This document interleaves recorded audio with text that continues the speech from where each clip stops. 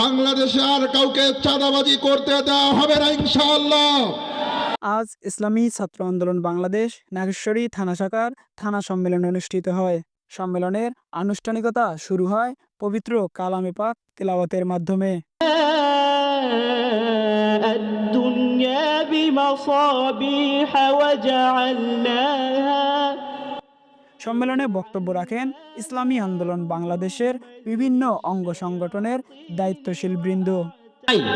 এই প্রতীক চত্বর কারো বাবার সম্পত্তি নয়, এই চত্বর সবার জন্য উন্মুক্ত। জুলাই বিপ্লবে এই ছাত্ররা যেভাবে একতাবদ্ধভাবে এই স্বৈর শাসককে বিতাড়িত করার জন্য আন্দোলন সংগ্রাম করেছিল, আগামী দিনে নব্য কোনো স্বৈর শাসক যদি ক্ষমতায় আসার চিন্তা করে তাদেরকে আমাদেরকে এভাবে ঐক্যবদ্ধভাবে বিতাড়িত করার আন্দোলনে সবাইকে শরীক হতে হবে।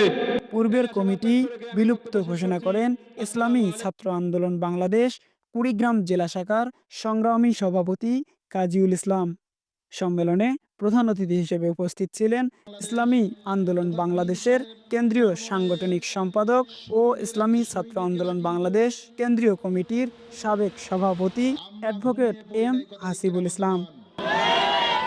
বাংলাদেশের জমিনে দাঁড়িয়ে 24-এর অভ্যুত্থানের পরে তিনি বলেন, যারা 53 বছর ধরে দুর্নীতি চাঁদাবাজি করে আসছে তাদেরকে আর কোনো ধরনের সুযোগ দেওয়া হবে না।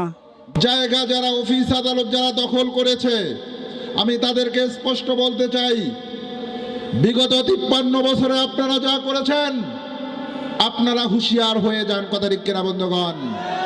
বাংলাদেশে আর কাউকে চাঁদাবাজি করতে দেওয়া হবে না ইনশাআল্লাহ। ইসলামী আন্দোলন তথা পীর সাহেব চরমনায় সারা বাংলাদেশের কর্মীরা আজকে জাগ্রত হয়েছে।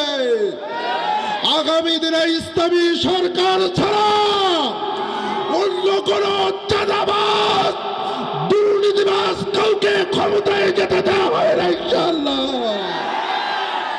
এ কারণে আপনাদেরকে সজাগ থাকতে হবে।